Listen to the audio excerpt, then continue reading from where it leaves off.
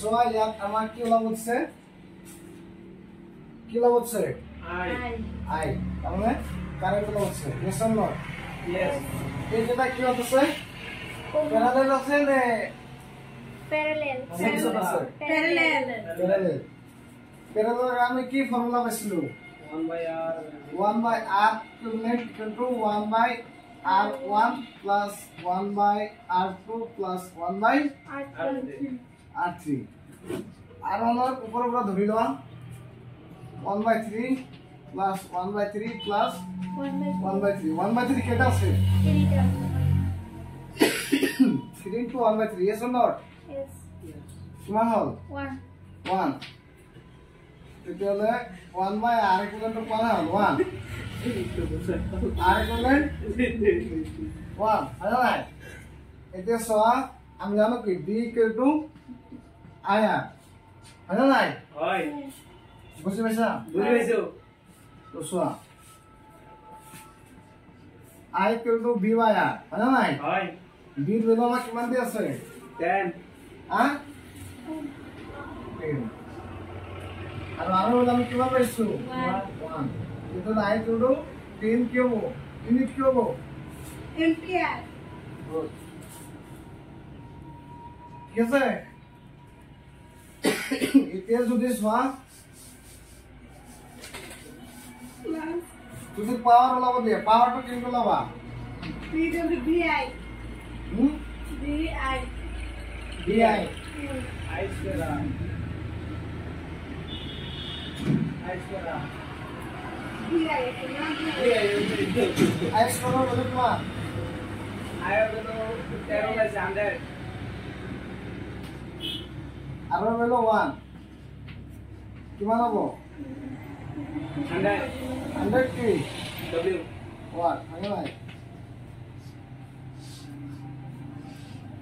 ঠিক আছে হয় হবো আমার কোশ্চেনটো দেয়া আছে কিছু the magnetic energy stored in an inductor of inductance of 4 microhenry carrying a current of 2 ampere এর আগতে লেখা আমার কি দেয়া আছে আরে এরকম করেন স্যার গুড এক আমার কি আছে কি কারেন্ট কিমান দি আছে 2 ampere yes or not Yes. আৰু সো আমাক ইন্ডাক্ট্যান্স কিমান দি আছে অর্থাৎ L মানে নাই এলো বলে কিমান দি আছে আমাক 4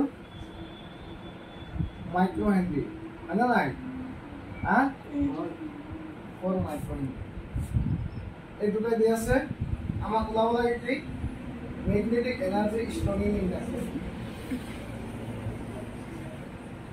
ম্যাগনেটিক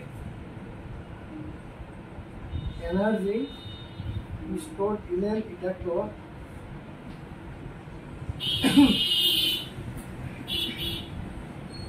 আমি ফর্মুলাটো কি জানো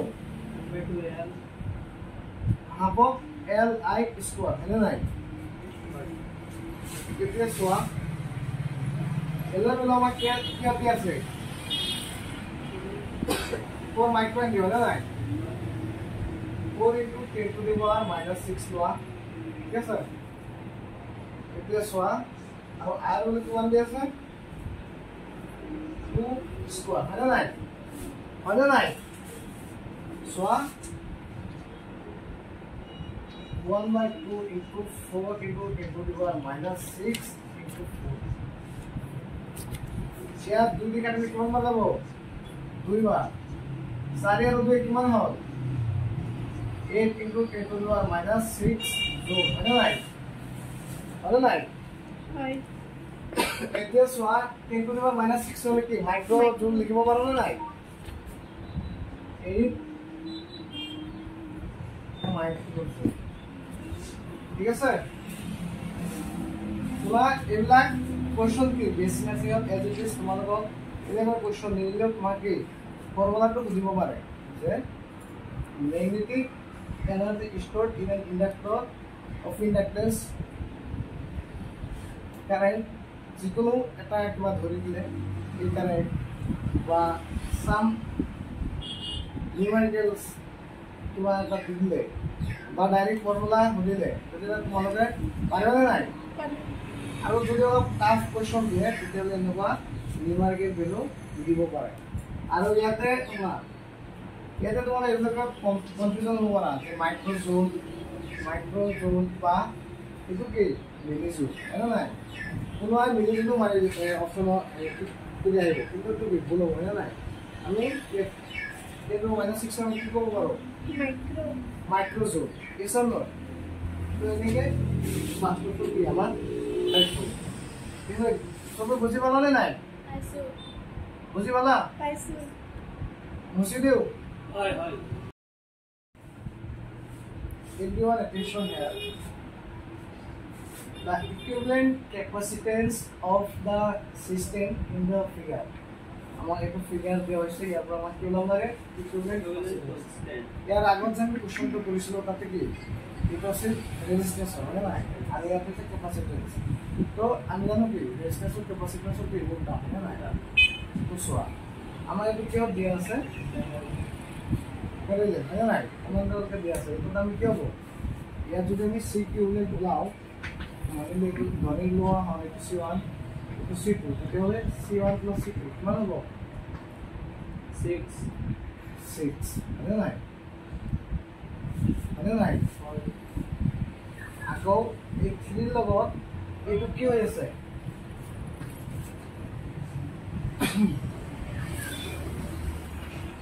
এইটো 3 মাইক্ৰোফ্যাৰাড আৰু এইটো 6 মাইক্ৰোফ্যাৰাড এই দুটা কি হৈ আছে Series. হয় না নাই তেতিয়াহ'লে আমি ইয়াৰ পৰা কি ওলাম চাবা C ইকুইভেলেন্ট ড্যাশ ঠিক আছে 1/C equivalent into 1/C1 1/C3 plus এইটো ধৰিলো C3 হা আৰু এইটো ধৰিলো যেটা মান ওলাইছে এইটো ধৰিলো C4 এ ধৰিছো ঠিক আছে 1/C3 1/C4 itu kami kemudian lihat C3 C4 divided by C3 plus C4 itu apa mana? Hai. Itu C equivalent. Itu apa baru? Ane sih buzi apa mana? Hoy, buji paisi. Oh, this one. Itu baru lagi, ha? Baru lagi so. So, kami C3 dulu kami kiman besilo. C3 amat kiman dia sih? 3. Itu C4 dulu kami kiman besilo?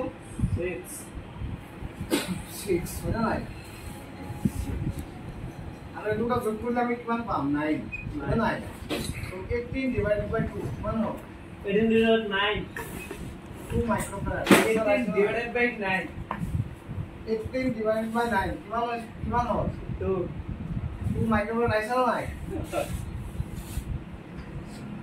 ঠিক আছে বুঝি বলা